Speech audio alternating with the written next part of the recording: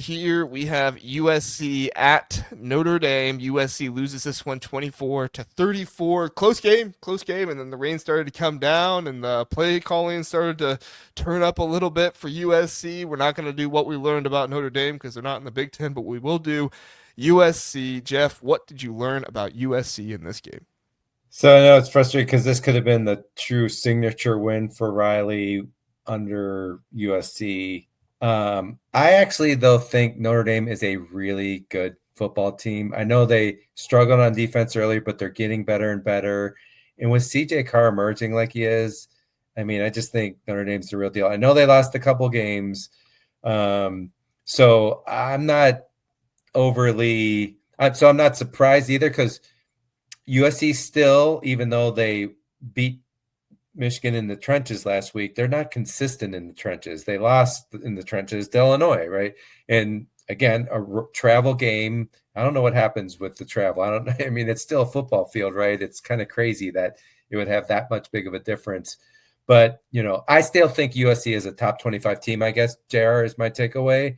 The defense is clearly not where it needs to be, but it has potential still. I just think Notre Dame had too much firepower, and those running backs are legit really good for Notre Dame. And USC was missing their top running backs. I know that one guy had a big game last week, but he still, hadn't been playing up till now for a reason, right? So, but they need to figure out the defense. All the NIL money needs to go toward everything defense. Riley will figure it out with average talent. He'll have a really good offense with average. Spend all your NIL money on defense. That's my takeaway.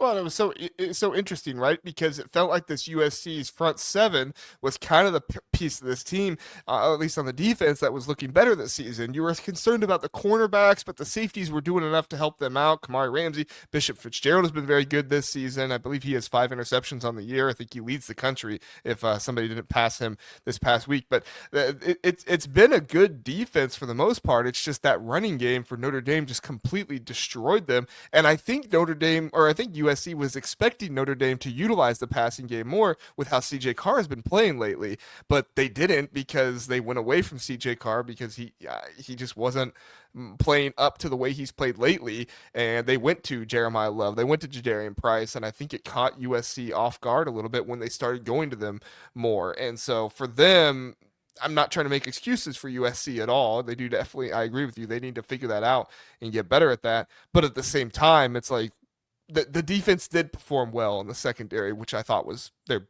biggest weakness going into the game. It's just kind of crazy that it kind of flip-flopped like that. But to me, the biggest issue is Lincoln Riley and the way that he runs this team. You brought it up in the preseason. I'm going to bring it up now. And I'm going to make a bold statement. If I'm proven wrong on this, so be it. But I do not think, with how much parity there is in college football right now, especially in the Big Ten, with how the conference has grown and gotten better, I do not think a Big Ten team's I do not think a Big Ten team can win a championship, national or Big Ten championship, if your offensive play caller is your head coach. I just do not think it can happen.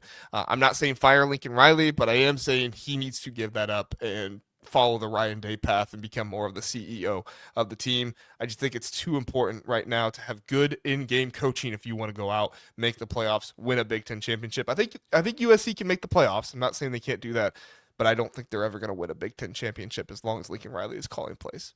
And many podcasters for USC have complained about that for the last couple of years for sure. Billy Napier, that was a big thing. People still don't understand why he didn't give up the play calling duties as well. So, and the other criticism, and he can call a great game, but sometimes when he gets away from the run, I think against Michigan, he didn't get away from the run, JR, but in maybe as a coach that's not calling plays, to your point, JR, you can kind of take that bird's eye view and tell your offensive coordinator, listen, why aren't we doing more of that, right? And kind of advise and he would be great at that, right? Because he has such a good feel for things. And just because he's not calling plays doesn't mean he's not involved. They put together, here's the plays we're going to be running, and then the offensive coordinator is deciding what plays to run. It's not like they're calling any play they have in the book. They agree on, here's the plays we're running that game, and it's a matter of when the coordinator calls to call that play.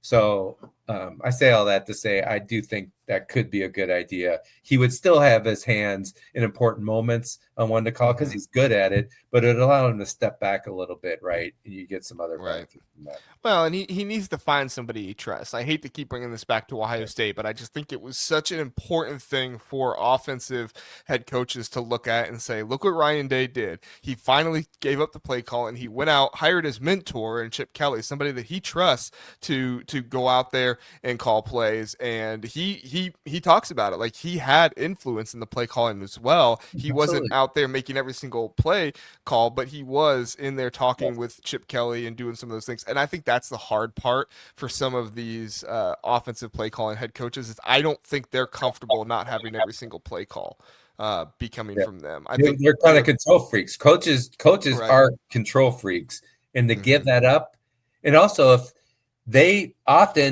became a head coach because of their ability to call plays and set game plans, and to give that up, it's like giving up their baby, so they just don't want to do it. Mm-hmm. Illini Bubba says day 1, 2 Big Ten championships calling offense. And that's why I prefaced it with how the Big Ten has changed with more parity and better teams in the conference now. I think you could get away with it in the past when you just had superior talent than everybody else. But I don't think Ryan Day was ever going to win a national championship calling plays. I think he could get away with winning Big Ten championships calling plays because he had the talent.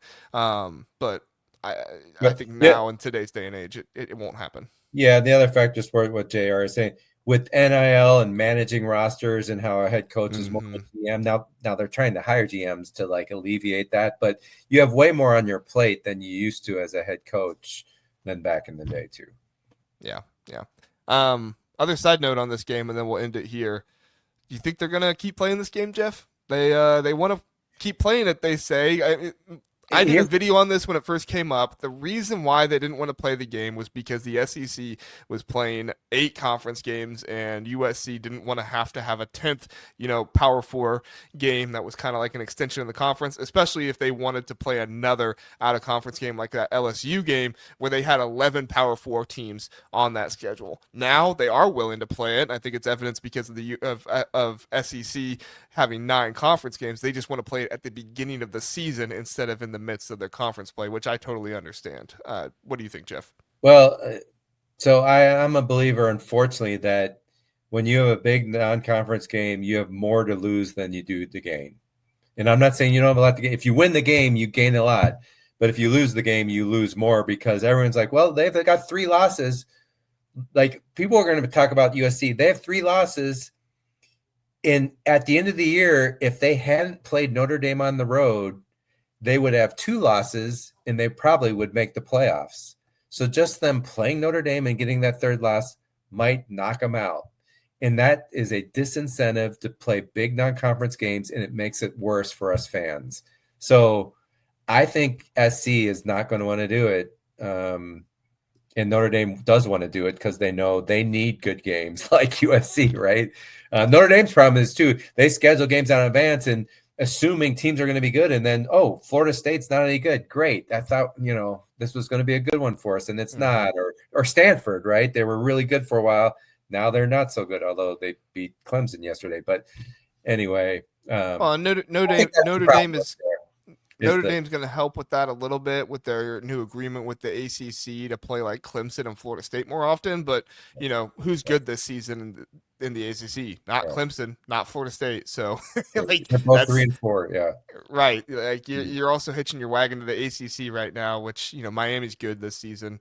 But then they just lost to Louisville this year. So, they're not as good as they once were, and they don't even play them. So, I do wonder how this is going to impact things. I think if you're Notre Dame, you have to keep playing USC, even if it's at their time frame. Yeah, I would love to see USC Notre Dame be the game that opens the year every single season for those 2 teams. Kind of like how Ohio State Michigan is their last game of the season every year. I would love to see Notre Dame and USC do that. But how about the old Notre Dame Michigan games? Those were awesome. That needs to stay as well. Right? Yeah, but Notre Dame, just join the Big Ten. All this would be so much easier. Just join the Big Ten. All right, stop it. Stop with the stupid tradition. I'm not going to say keep the other tradition.